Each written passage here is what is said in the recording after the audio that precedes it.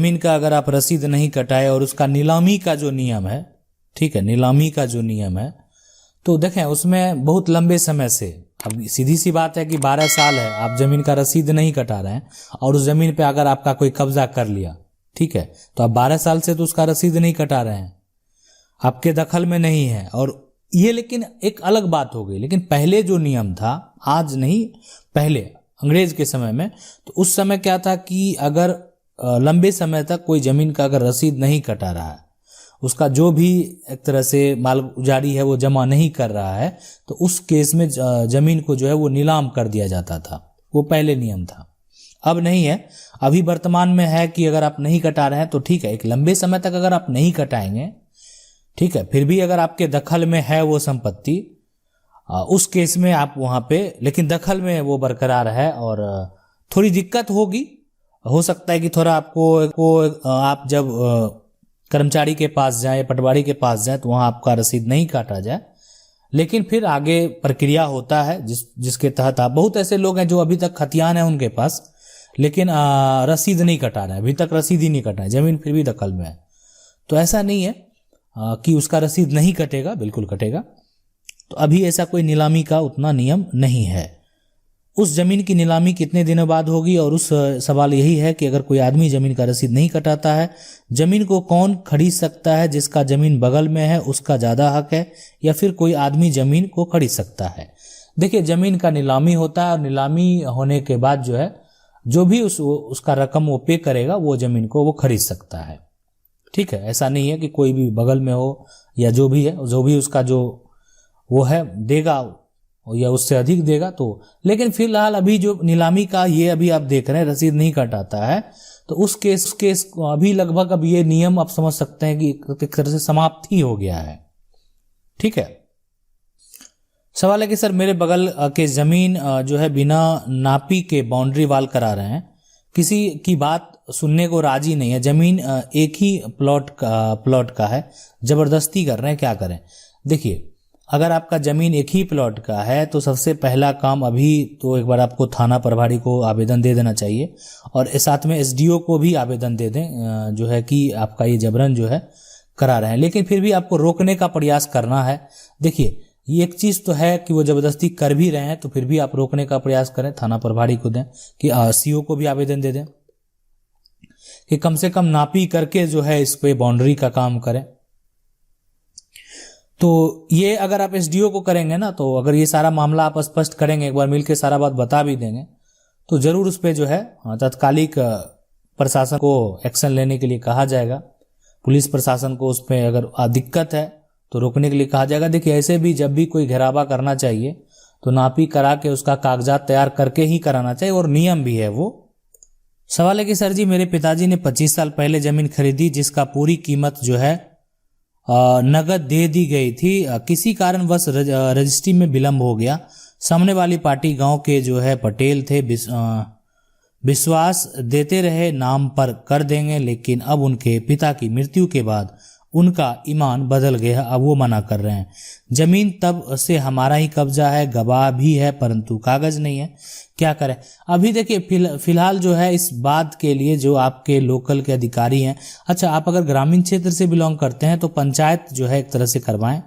है ना, पंचायत करवाएं, ताकि जमीन आपके दखल में है और ये सारा मामला है। लेकिन अगर आपके दखल में नहीं है, अगर वो संपत्ति आपके दखल में नहीं है, उस आप क्या करेंगे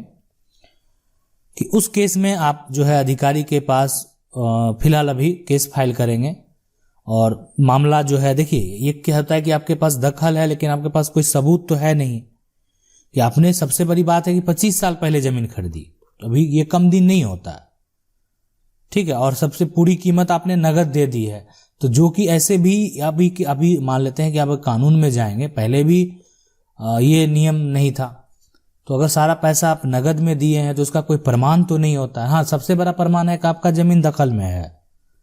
तो फिलहाल आप जो है एक तरह से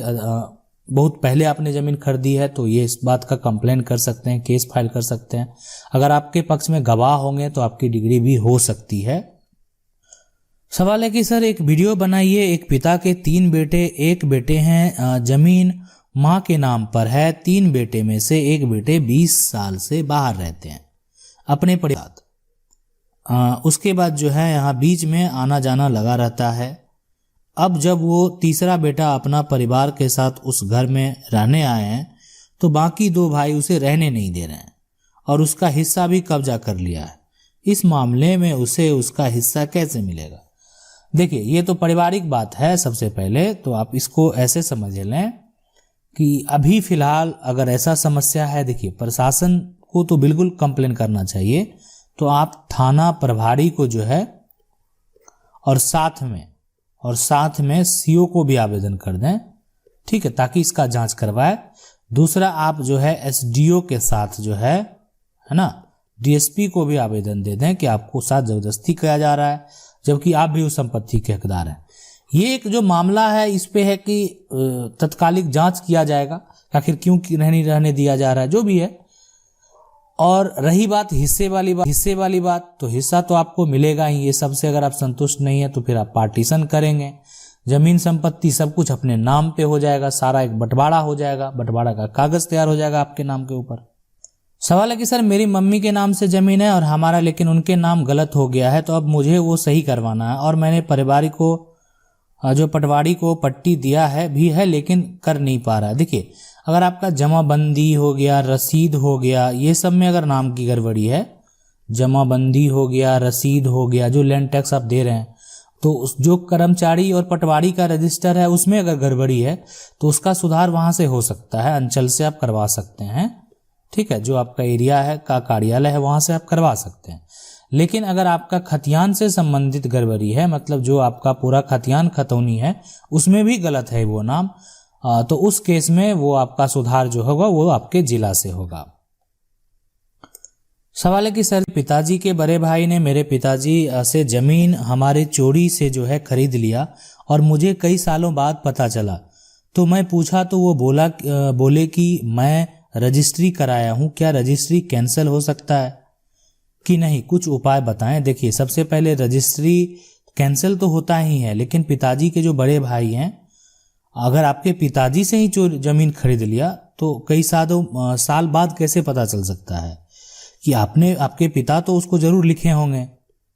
अब रही बात ये चीज अगर गलत है तो सबसे पहले उस रजिस्ट्री का आप नकल निकाल के देखें कि ये वो सही तरीके से कराए हैं कि अगर सब कुछ एक प्रॉपर तरीके से हुआ होगा तो वो एक अलग मैटर हो गया फिर।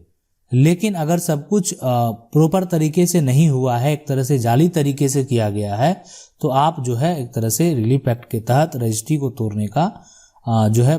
के लिए केस फाइल कर सकते हैं सिविल कोर्ट में।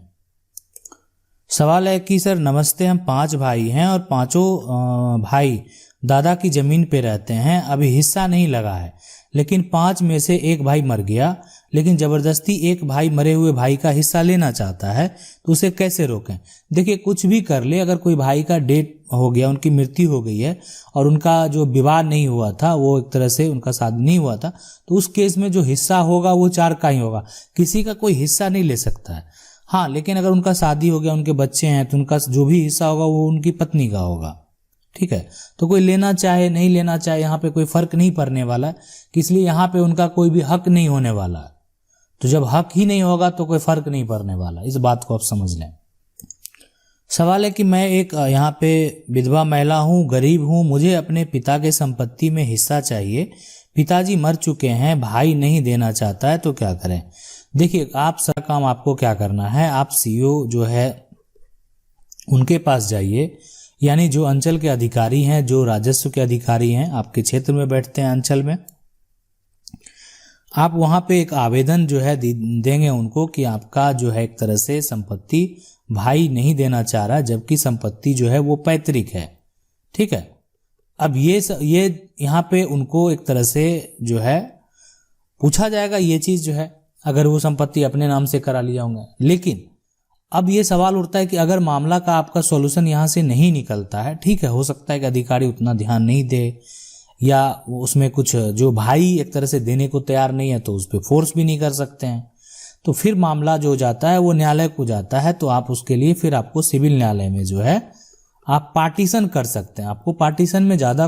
खर्च भी नहीं लगेगा और कोई भी आप वकील रख लेंगे जो कि कम फीस में आपकी मदद कर दें,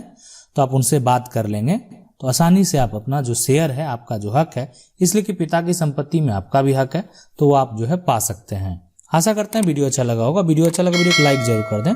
चैनल को पहली बार देख रहे हैं, सब्सक्राइब करके जो बेल आइकन है उसको जरूर दबा लीजिए। मिलते हैं अगले वीडियो में, तब तक के लिए जय हिंद।